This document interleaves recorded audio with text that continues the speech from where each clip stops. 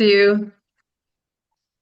Hello, everyone, and welcome back to The Advisor. I'm Lisa Urbanski, co-host of the show. Please hit that subscribe button now so we can continue growing and providing you with amazing content and amazing topics like we're about to talk about today. Meet Chris Sneijders.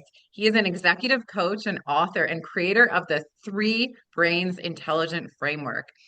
So his method lines up your inner boardroom. What does that mean? It's your head, your logic, your heart, your emotion, and your gut, which is your instinct, so that they cast a single vote and you act with zero second guessing. Backed by neuroscience and an ICF accredited curriculum, Three Brains Coaching turns hesitation into high velocity clarity for leaders and coaches worldwide. So buckle up. Your three brains are about to sprint in the same direction. I'm so excited. And I'm also excited because we're talking about a topic that so many of you are going to be able to relate to. So stay till the end because we're going to have so much good conversation about burnout. How are you Yeah, doing, Chris? good. Let's talk about happy topics. Burnout, burnout. No, sorry. Yeah, exactly.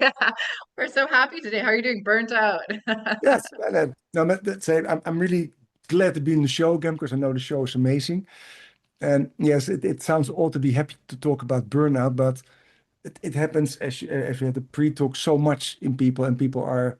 I was actually reading in the Dutch newspapers last week said the burnout rates are getting higher and higher again. And so can it go even higher? And Wow. and it is actually, you could almost say, preventable, and you could almost predict which people are more subject to it to get it. But also it's quote, now if you have it, it's not so easy to cure anymore because there's really a burnout, but it can be done. So I love to Yeah. talk about it. And so actually, Lisa, did you ever had a burnout? Yes. I've had burnout. I've had it most recently, probably in November. November. Okay. And for me, the experience was feeling like I had so much going on, but my brain, it was like a blockage. It was like I had so much to do. My motivation and work ethic is really, really good, but I couldn't do anything. It was like I was in freeze mode. And all I wanted to do was sit there and stare at the wall or watch like ridiculous videos on TikTok that made no sense. And I just couldn't perform. That's what happened to me. What about you? I had it now 21 years ago, say, and Okay.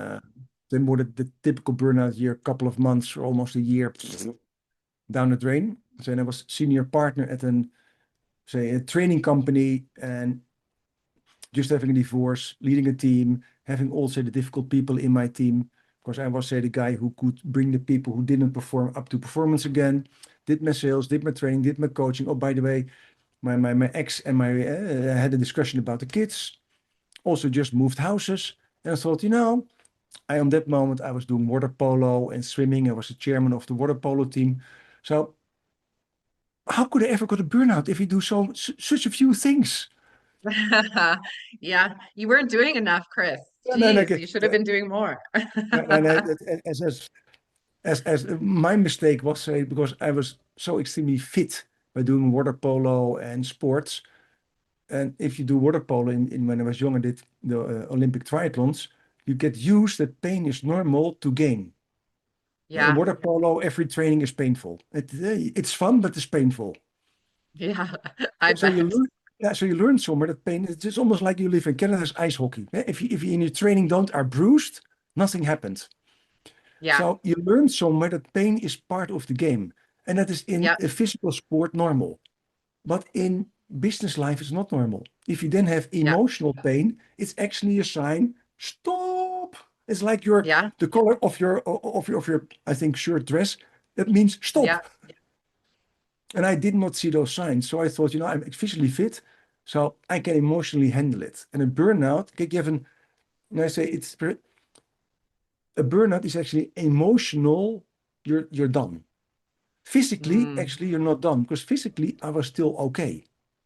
yeah, Unless the only thing I got, say, was an appendix that had to get removed, but That was more the trigger to come aware, oh, wow, I cannot move for 2 weeks. So I have to Yeah. lay down. And when I lay down somewhere, then it happened. So you have a physical, say, you could say burnout. That's what we call when you are overtrained or didn't have enough sleep. So you physically are totally done. A burnout, not so many times people are physically totally done, but mentally they cannot cope with it anymore. Mm. And that's a I huge can difference. That's a huge difference. I can relate to what you're saying when you said, you're doing all the things. You're leading a group of people. You're the person that's bringing everyone together. You're lighting up the room. You're leading your program with the water polo. I was doing those things, and in my mind, I'm like, Lisa, you're okay because you know techniques that work to calm your body. You know all these things. So in my mind, I'm like, I know how to do those things. But the one piece I was missing was integration. I Yeah, knew everything, but I wasn't integrating it. So I was pushing myself next level, pacifying my mind, telling yeah, myself, you know what to do. You're yeah, gonna be okay. You can handle this. But I wasn't integrating and I wasn't allowing rest. I wasn't allowing those moments to breathe. I wasn't taking that time for myself. And I think that's where I made the mistake, taking on too much, my brain knowing way too much, and yeah. then not doing the things. Yeah. Kijk, and the funny part is, say, I still swim 3 times a week, and I had last week, say, to more intense swim, and my body had something like, you're not 20 anymore, and I had the discussion with my body from, how do you mean? You're not 20 Yeah. anymore? What? I'm Maybe, not 20 anymore? what? You need rest. What's happening? Yeah. Anyhow, What's rest? so I took some extra rest just to feel fit again, and that is normal because if we are tired physically, we know we have to take rest. Yeah. And the funny part is, and then they come say in now three brains where I love to talk about because we have actually scientifically proven three brains. When you are say mentally say done, um, most people know, but let's do this one step ahead. How much energy does this beautiful thing in between our ears take? Do you know that, Lisa? Energy A or lot. a lot? Something between 20% of your energy consumption daily. Your head. Yeah. The mind. Yeah, 20% and 25% of your oxygen consumption. Your other two brains in your heart and your gut somewhere add 10 to 15% on that. So you come up to Mm, 35 to 40% of your energy.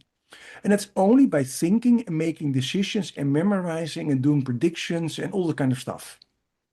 So now right. just imagine that in your work, what you did last year or me 20 years ago and 21 years ago, you use your thought processes massively to arrange all those little balls you're keeping up. It's not only physically keeping everything moving, but mentally you're doing a chess math like a grandmaster, trying to get all the pieces somewhere together. If I can do this, then I have 5 minutes for this. I have six minutes for that. Then I can rest there. I can Yeah. have a coffee there.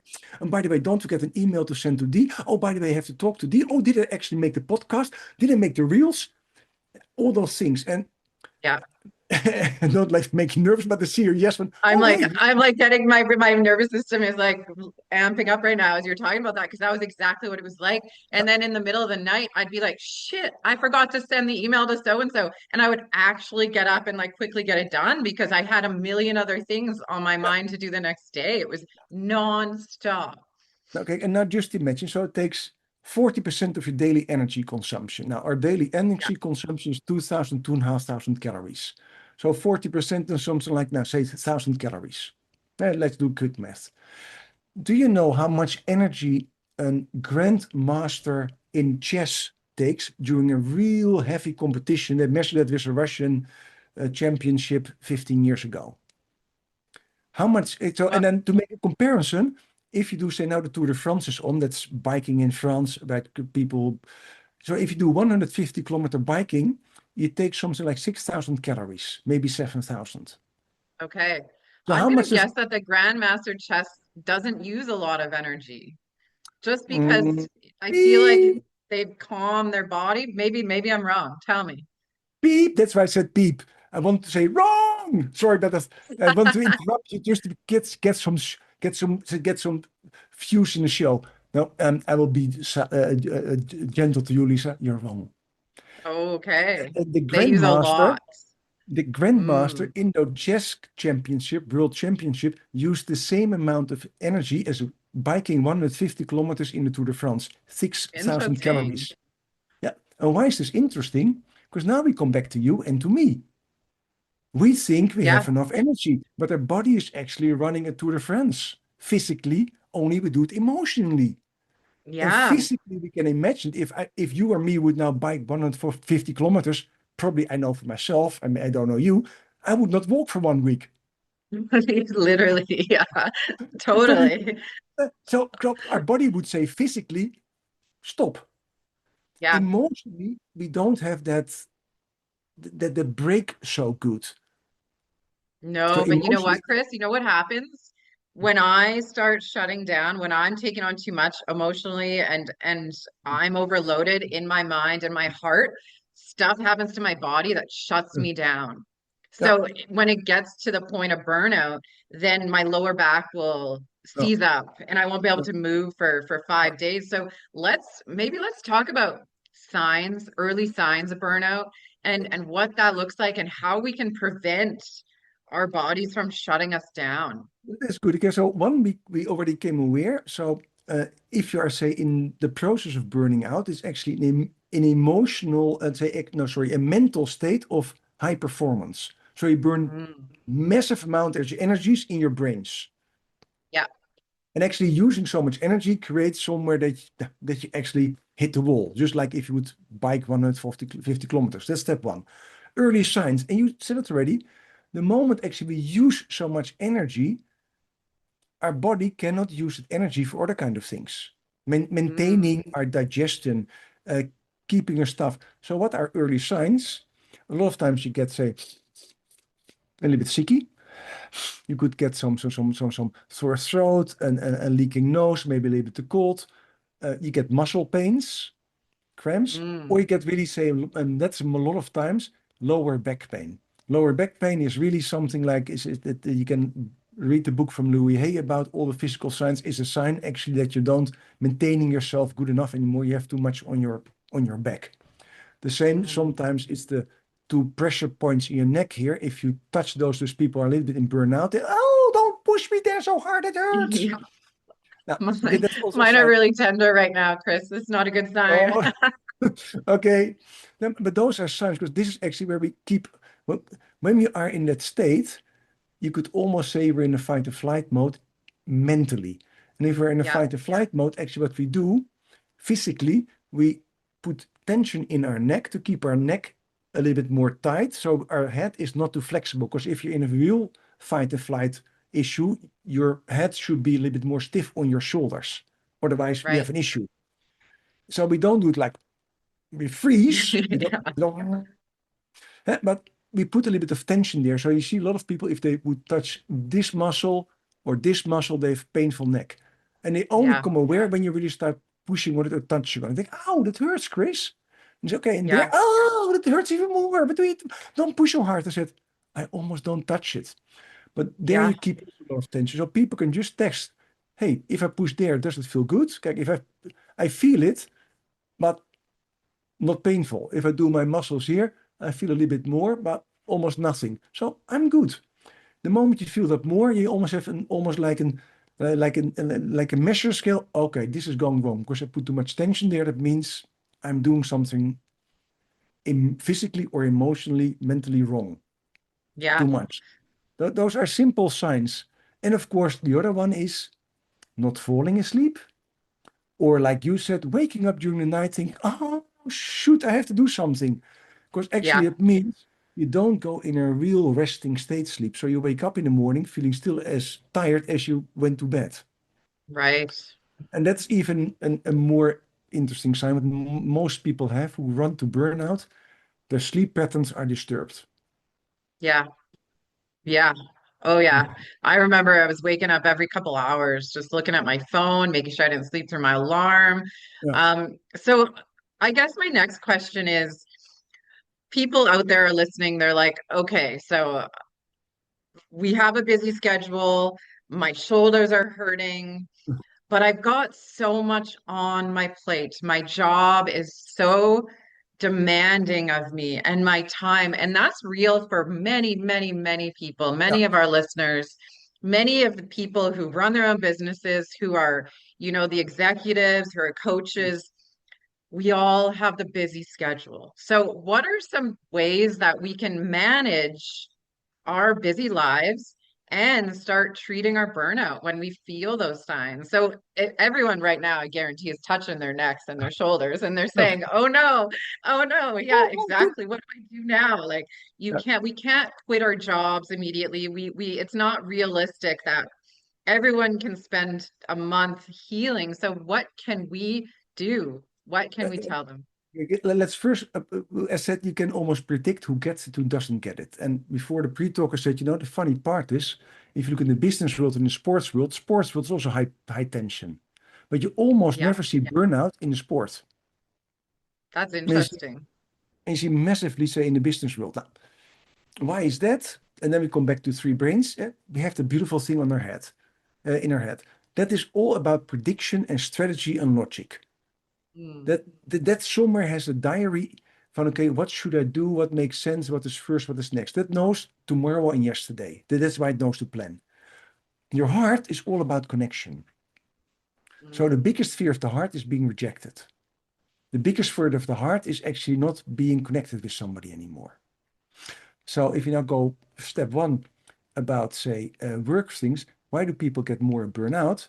Because they feel if they don't comply with whatever they have to do, they feel rejected. And rejected is the biggest fear of people, because if you get rejected as a baby, you die if your parents don't love you. right.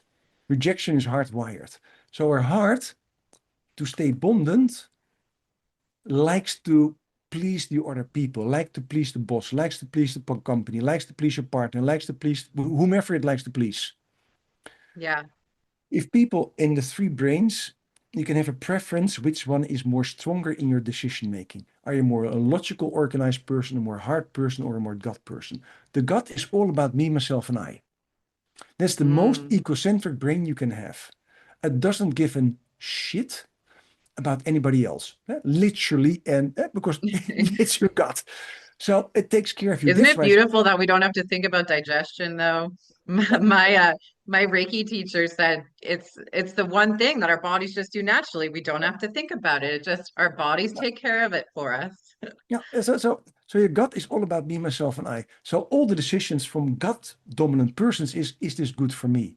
So an Mm. extreme gut dominant person doesn't get a burnout because just says, no, see you tomorrow. I'm going to bed. How do you know if you're gut dominant? One, you can go to my website and you do a free test, and you can just a 5-minute test, and you can see if you're more head, heart, or gut brain dominant. So you know Ooh, I already love what that. are more my decisions. That's an easy one, and it's free and no strings attached. It just gives you insight. Oh, and right away it gives a lot of people, if they do my test, okay, now I understand why I make those decisions. I'm more head, heart, or gut oriented. Yes. So, but if you're more gut oriented, then most people, almost never, they get a burnout because they take care of themselves. So if it's too much pressure on them, they say, stop, not for me in this moment. I go and do my own stuff. So if you see the extreme top sporters, they have a huge, massive gut brain because they know what's good for them. I once worked Mm. with a top sporter and with her twin sister, actually. Her twin sister was a sweetie, and she was just what we call a self-oriented person. Who do you think always won? She in every competition, so she was a killer. The other one was too social. So I still remember she came in and said, "Hey, how are you doing? Chris, no social talk. I have an issue there. Let's fix it." Yes, Wow. boss. And that is just Yeah. that, but that's how she becomes a winner. Because Yeah. she's not, if she doesn't like to socialize, she doesn't socialize. It's about this Right. task oriented, boom. She never got a burnout, was doing amazing. Her twin sister actually was really a sweetie who came in. How are you doing? Oh, Chris. And how are you doing, Chris? And interested. Never got the medals. And even in one moment, she got a burnout. Because she was much too social. She put all her energy in other people while she should have taken Mm. care of herself. So heart brain dominant people are much more prone to a burnout than gut brain dominant people. Head brain dominant people most times also can figure it out because no, hey, that doesn't fit in my schedule, doesn't make sense. Okay, this out. Right. And so that's there. Now, then Yeah. about what can you what can you do about it? It is actually, and it, I would say, train your gut. And it is actually, and it sounds so easy to learn, say no and set your own boundaries. I love what you said though. I have to interrupt because Yeah, the please do so. I said, no, heart-led, interrupt me. yeah, the heart-led, it's so obvious why she, struggled with the medals, and now it's so obvious to me why I was in that situation, because I was giving myself to everybody. I was giving every part of me to everybody. And then I finally said, no way. And I finally said, I'm starting to build this wall. I need boundaries. I need self-love, compassion, rest. And when I started taking that back, that's when I started healing. And that's when my burnout Yeah, signs and symptoms, my body started releasing again. When my body's like, nicely done, Lisa. Like it's a fine line between being heart-led and looking after ourselves. That's a tough line to yeah, straddle. it is. And you talk about, say, entrepreneurs, own business owners, and all this kind of stuff. Eh? But then is Yep. the thing of ambition and realistic. I was Yeah. talking to, I mean, coaching somebody who does Olympic triathlon. And he's going to have one this weekend or coming weekend. And he had in his mind, had past tense, I'm going to do it in this time. Because I Ooh, wanted to do it in this time. And right. when I start coaching, how realistic is it? It must be realistic. I said, must be. According to whom? So Yeah, exactly. he put a lot of pressure on himself to get there. And he got on one moment, I think 1 month, something like a month ago, he got starts of sore throat for a couple of days. A little bit Mm. hamstring started to be painful. And I said, are you overtraining? No, no, Chris, I keep the training words. Say, so you don't overtrain and your body's going to say no to you. What do you Mm. learn of this? He said, how do you mean? What do you learn of this? I said, that means if you're Is not that what he overtraining, sounds like? I said, if you don't overtrain yourself, it means your body's giving off other signals. Yeah. And what other signals is giving? You put a lot of pressure on yourself to do something that maybe is not realistic for this moment. I said, so what Mm. would happen if we take off the time pressure? And he Yeah. said, and I said, how are you open for doing for doing that for a week? And just 1 week, you just say, I'm just going to finish my triathlon, whatever the time is. And really, I coached him that he could believe that this was the advice, and then we worked on it. Anyhow, the week later, I saw him. I said, how are you doing? He said, Chris, it's really annoying. I said, what's annoying? I'm doing good. He said, I said, why is it annoying? He said, because putting the time pressure of me actually felt like a huge burden fell off my shoulders. And within 1 day, actually didn't have a sore throat anymore. In 2 days, I didn't have a sore, when my hamstrings actually start feeling better again. I said, Amazing. so I was putting so much pressure on myself to achieve. Now, if you now think about all the entrepreneurs and on, we put a lot of pressure on ourselves. And we don't have Hmm. to have, how many coaches or entrepreneurs make a realistic thing? How much money do I like to earn? What do I really like? What do I need to achieve this year to have a normal life? Most of us, and I'm talking to myself too, we put somewhere a little bit extra on it. Oh, I like to have Yeah. this time. I like to have that. What is not needed, and maybe in this current time, we say all that with the president in America who's shaking up the whole world in all kind of directions, with so much uncertainty that there's so much uncertainty that maybe the things we thought about 7 months ago when it was still November, October, November, are not realistic now anymore. But we did Yeah. not change them. I made somewhere a decision after a couple of months. Okay, the world has totally changed. So let's also change my objectives for this year. Yeah. And people said, "Oh, Chris, I'm going to be weak. You're going to change them." I said, "No, no, no, no. I'm going to be realistic because there's so much uncertainty outside us that big companies don't dare to invest or invest differently. Other kind of people invest differently. You see so many movements in happening, so we cannot predict anymore that it will just happen." Yeah. I love that. The remaining unattached to the outcome. I know Yeah. we can have goals. I have so many goals. I have so many ideas that I want to accomplish. But when I let go of the attachment to the outcome, that's when things start to progress and I get into flow, and then it takes me on this crazy path that Yeah. was not expected at all, because Yeah. you're right, life is so uncertain. It's uncertain moment to moment.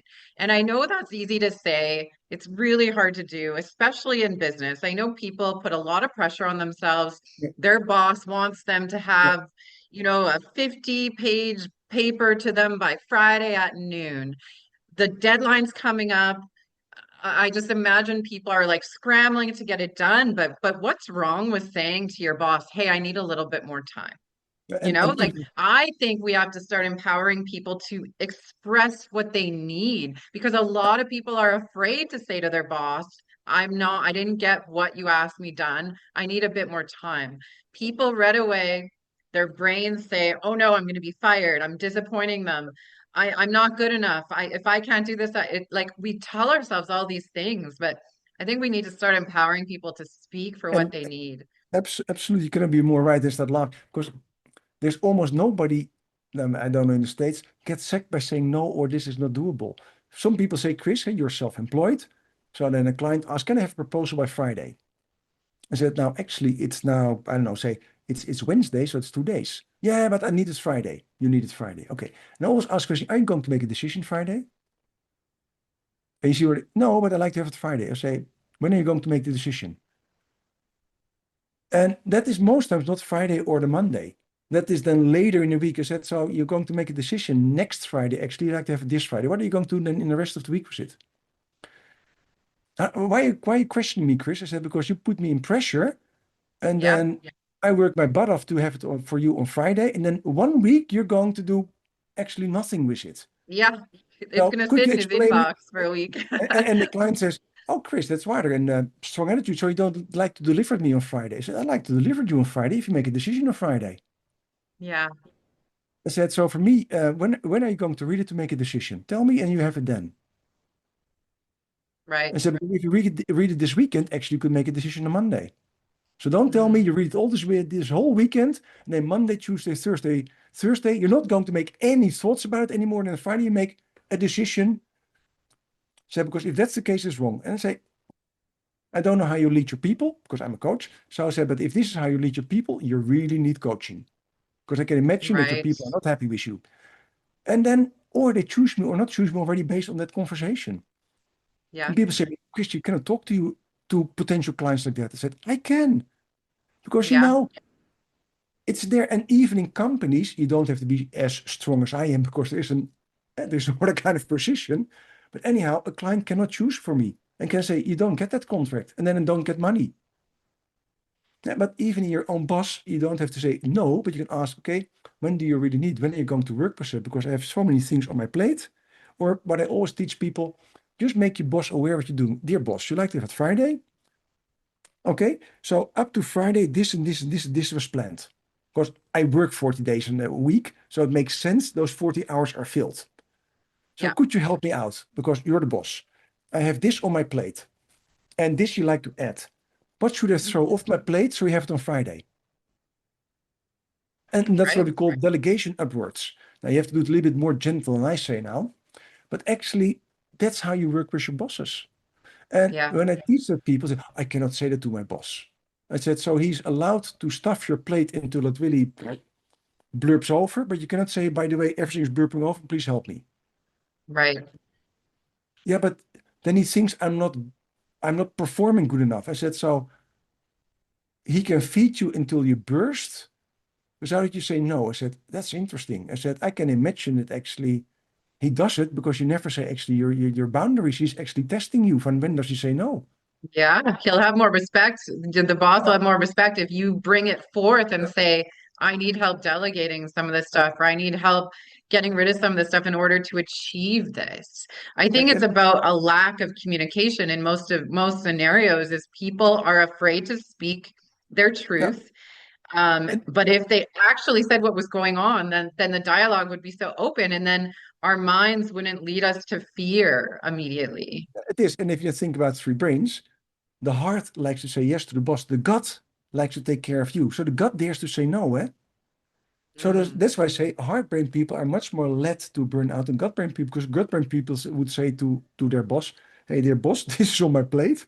Please help me out. I'm going to fix this because it's now actually too much for actually this week. So tell me, what don't you like to have? That's what the yeah, gut brain person would say. And do you know, if I coach those leaders and I ask for whom do you have the most respect? It's always the people who dare to say no. Because they know Yeah. if they say no, they will also do yes. Yeah. And the people who always say yes, a lot of times deliver no. He says, so Mm, trust-wise, as a leader, I trust the people who dare to say no much more and that they deliver. mm, So actually, the people who dare say no also get better promotions, better bonuses, better rewards, because the boss knows I know what I have. I know when you say yes, I know what you say no. So I can trust you. And all those right. yes men are not trustable. Right. So if you really also like to have a career advice, learn to say no in a gentle way. Yeah, yeah, yeah. Don't let it boil over and just start screaming No, no to no, good. people. If it boils over, that's actually an emotional reaction anymore. And that's Yeah. actually, then you step into the fight and flight response. And nobody responds good on a fight and flight response. But if you say earlier, No. please help me out, actually, the funny part is if you say, please help me out, you apply to the heart brain of the other. And the heart Mm, brain is caring and taking care of somebody else. So it likes to say that question. And the gut brain loves to be put on a pedestal. So if you say, please, could you help me? The gut brain thinks, oh, yes, he needs my help because I'm amazing. I'm the man. I'm the yeah. man. So you just actually do an amazing job by influencing your boss that he likes you more. So there is actually Mm, no reason not to say no. yeah, exactly. I love it. So as we're starting to wind down here, let's talk about things that people can do at the first sign of burnout. How can we help them? Chris, help out our people. Yes, the first sign of burnout, I start laughing, is actually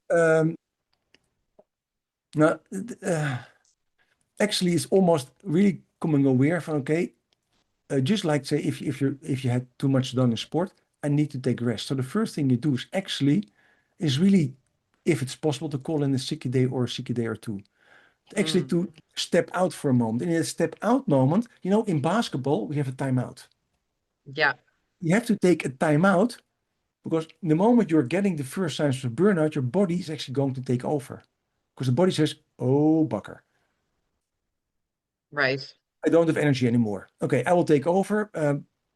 And, and we like that we get into the head brain to make rational, good, well-informed decisions. And the only Mm, moment to get there is after timeout. So if you're sitting one day at home, you think, oh, wow, okay, I was really sore neck, sore back, didn't sleep. Okay, what do I have on my plate? What is realistic, not realistic? And then you can go to they call it the Eisenhower matrix, urgent and important, urgent and not important, important, urgent, important, not urgent. And you can somewhere start mapping out what should be done, what should not be done, what should be done by now by me because it's important and urgent, what is urgent and not important? Okay, actually, that is not for me. Ploop, I throw it off the cable. Hey, what is important and not urgent? So I can plan it. I don't have to wake up at 3 o'clock in the morning and start sending out an email.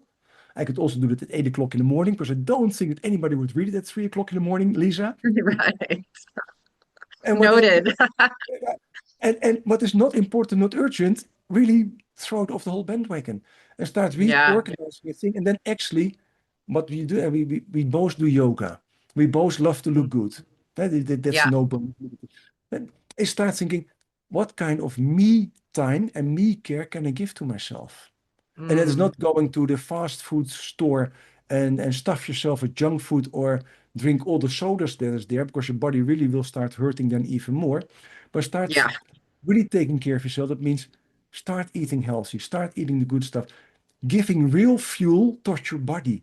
Because that's another thing Mm, of burnout that we did not touch about is what do you put in your body where it uses energy for? Because we said 6,000 calories is burns.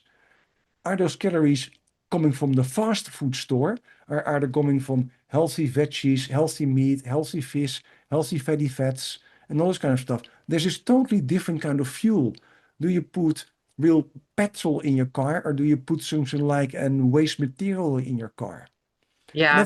that's also a question you have to ask in those moments, because the moment you get signs of burnout, your body actually is in a desire of more energy.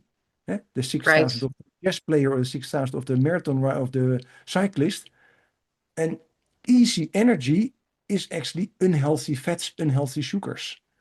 Mm. So the body starts craving then for, I need something. And before you know, people start thinking, okay, maybe I should do a chocolate, ice cream, cheese, wine diet. Now, Yeah. that is really not helping for a burnout. No, but it's going to help in the moment. So Yeah, in a moment, yes. in the Okay, moment. in a moment, it does amazing. And if you do it once, it's okay. But after you release, okay, now I should rebalance what I really put in. Yes. And that's another kind of thing. And it sounds so crazy, but your gut microbes, that's part of that's not part of your gut brain, but is extremely part with almost called your fourth brain, number four. Those give you actually the energy in your body because they crack all the food to the energy we need. And that's also Right. important. So a calorie is not a calorie. A calorie from a nut gives a totally different kind of energy in your body than a calorie of an fast food hamburger. Yes. And if people think a calorie is not a calorie. I What gets love that. We got to done? stop with the counting Yes. calories. We got to No, stop. no, no, no, It no. drives me insane. People are like, I only eat 1,200 calories a day. I'm like, what are you eating though? What are you eating? Because Yes, that is going to absolutely. speak volumes. Yeah, Yes, I and that's love that. also I just and got that's really also fired up. I can see it, but that's also for a burnout extremely important. What do you Yeah, put in your body? And that's almost a different topic in the same topic. And yes, a calorie is not a calorie, and you can lose weight by eating more calories, yeah, healthy calories. If you get all your calories of vegetables, you can eat twice the amount of calories than if you get them from the fast food store. yeah. Twice as much, eh? Yeah, it's wild. Yeah, it's Yeah. awesome. But having said that, we're not going to weight loss now, although people now think, hey, wow, weight loss, bring me in. Yeah. So please We'll save that.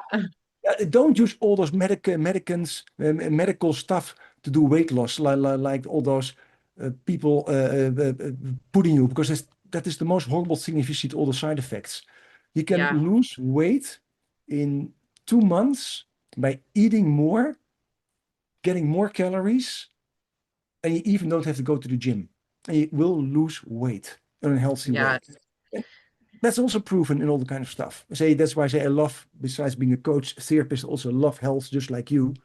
Because we yes, are, yeah, if you like to look good and like to feel good, you have to take care of yourself. So there are multiple yes. things you can We do. Sorry for jumping off into the food sector, Lisa. No, I love that because it's real and it's true. And part of looking after ourselves and preventing burnout is to fuel our bodies with the proper things. Yeah. So I love that you touched on that.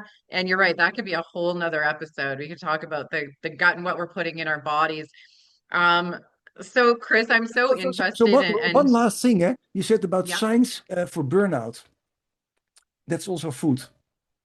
The moment you okay. start drinking more caffeinated drinks, if it's now coffee or Red Bulls or don't get me Yeah, about Red, don't do or all it. the and let's go Red Bulls energy are drinks. so bad.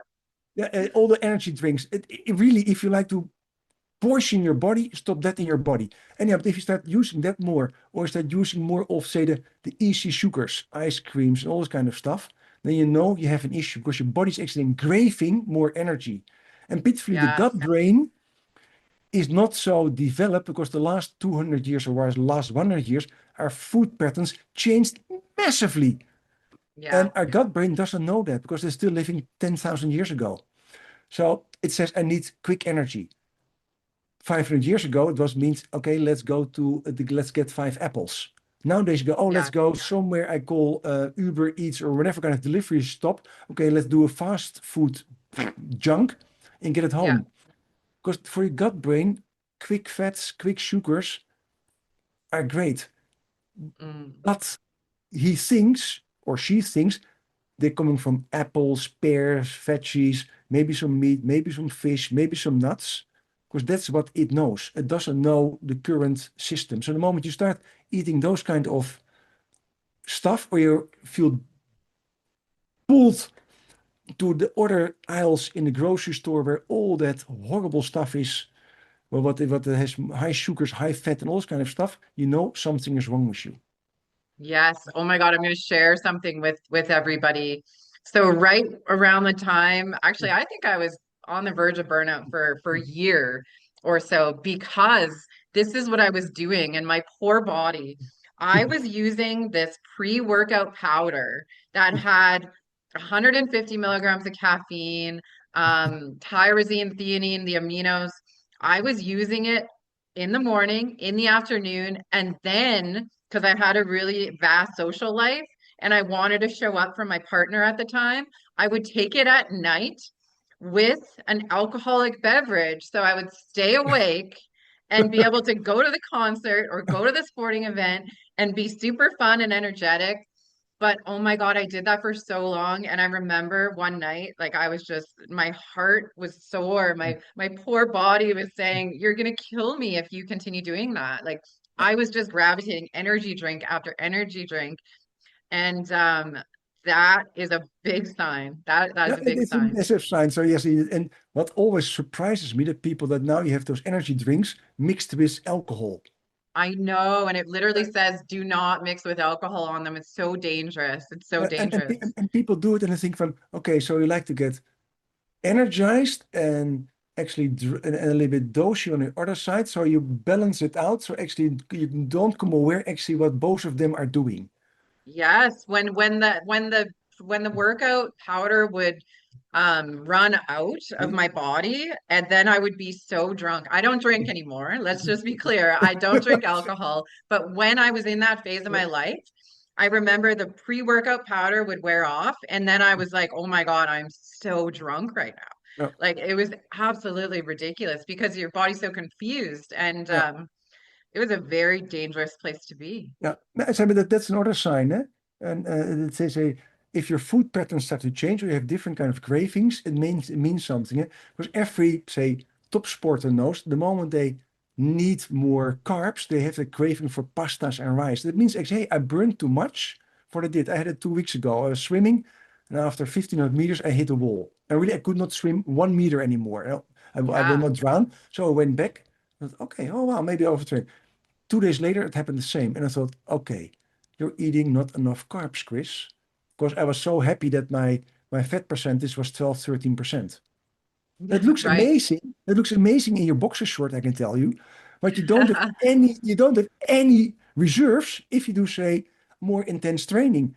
So Yeah. my nutrition said, Chris, you're so smart and so stupid in the same moment. Yeah, Said, totally. you I know could be, everything, and just because you look in the mirror and you think, oh, it looks good, you're becoming stupid. I said, yes, I know. Based yeah. on my age, Oh, I should know better. He said, yes, I know well, something's you look coming. amazing. I will say you do look amazing. Yeah, but your body says, but if you know your body in sports, like you now also know your body, you know what other signs are. And that's the same actually if you talk about burnout. Your body is start craving for some other things. And the moment you start craving for more sugars, more fats, more carbs, you know something is wrong. Because think Hmm. about everybody. If everybody thinks about one thing to take away, that massive chess player burns the same amount of energy as biking 150 kilometers at an average speed of 35 kilometers. So if you use all that mental energy based on pleasing everybody, your body needs something. Hmm. And then somewhere, if you don't fulfill it, just like you happened last year, like mine happened 21 years ago, you hit a wall and you think, what hit me? Yeah, literally. Literally. The last thing I want to say before I ask you about your website is I think one more important thing you're talking about when you're looking in the mirror and what you see and you're like, "Oh, I love what I look like," and that's amazing, but I know a lot of people out there struggle with that. And I know also that people are looking at others on social media and there's so much AI generated content out Yeah. there that I really want to stress that like people have got to stop comparing themselves. There's Oh, like a fad right now that women are supposed to have yeah. these gigantic butts to be attractive and Oh, and yes. what I think is attractive is listening to our bodies, Yeah. feeling really, really good Okay. and just Okay. Lisa, just following to our shock you, paths. let's just shock you. What you see here, Lisa, is actually a scar Yeah. from an open heart surgery I had last year. Ooh, okay. Last year, I came aware, being so fit, I had a genetic malfunctioning heart valve. So from being extremely fit, I became a patient who could not walk, who could not have a heartbeat above 120.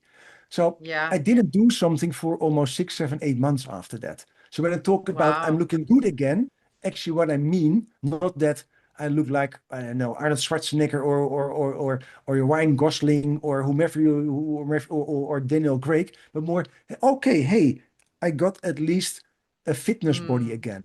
So, and it doesn't mean that I look amazing with all my abs and all this kind of stuff and my six pack and all this kind of stuff. But hey, okay, I look, say, like I trained again. So you're actually right Yes, to I love express that. that. That's what I To mean. express it. That's what I It was mean. not about Everybody has vanity. their own. Yeah. Yeah, it was not about vanity from, oh, I look good and look at my abs and look at my tits and look at my six pack. It was more, hey, I was happy because I looked fit again.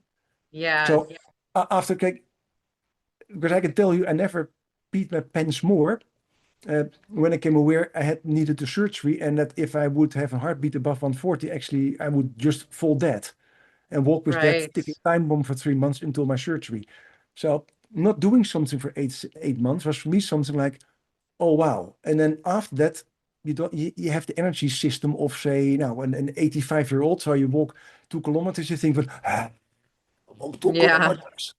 Now being able to swim 3 times again and those kind of stuff, that's what I meant when I looked in the mirror. Not if I look, say, amazing and handsome and if, oh wow, look at my butt, look at my absolutely those kind of stuff. And so it's Yeah. extremely important and don't like to stress it more.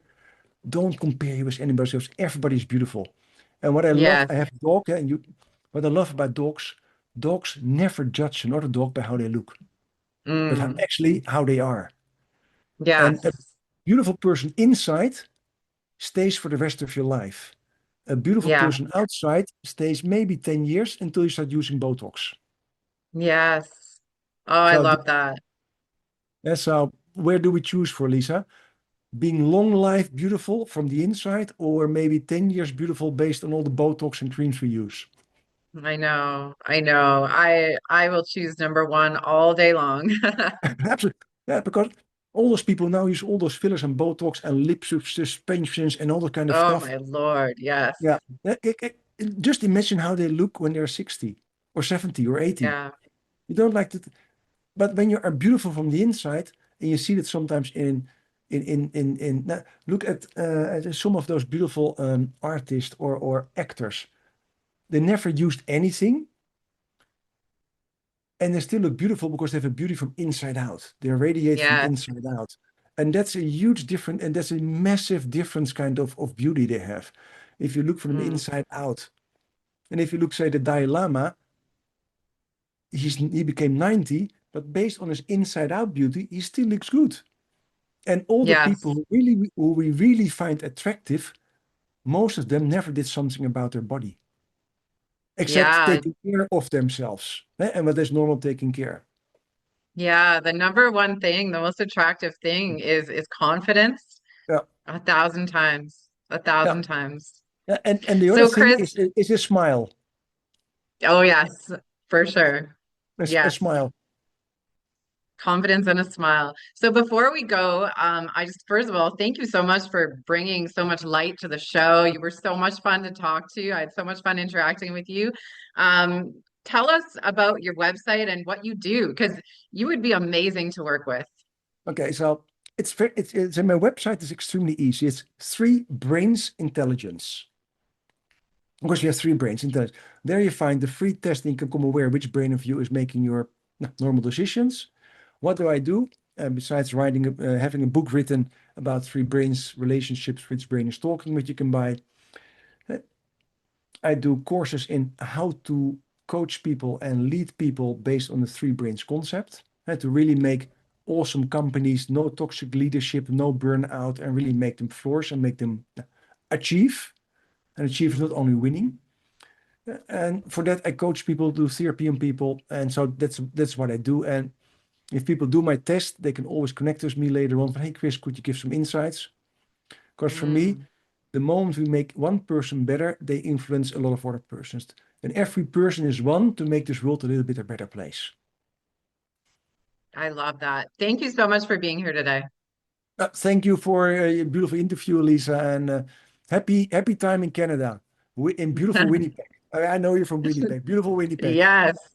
Thank you so much. And to our audience, you just heard from Chris Sniders, who so brilliantly discussed burnout and, some of the things that we can do when we're feeling like we're approaching that. So thanks for tuning into The Advisor. Until next time.